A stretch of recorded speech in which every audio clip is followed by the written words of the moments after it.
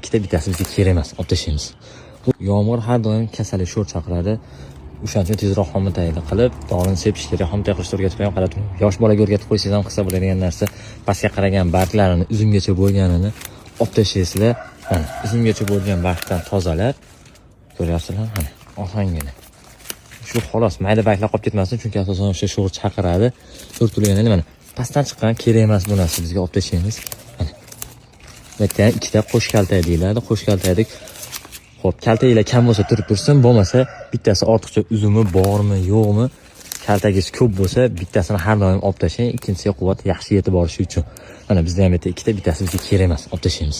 Xuddi shu yo'sinda bemalol qilib hammasini chiroyli qilib olgandan keyin qanaqa dori sepiladi, sho'rni oldini olish uchun uni ham o'zim video qilib ko'rsatib boraman. Obuna bo'lib qo'ysanglar, yil oxirigacha shu uzumlarni pishirib, Xudo xolasa Ramazonga uyda bandiga ham yashil holatda saqlashdan o'zim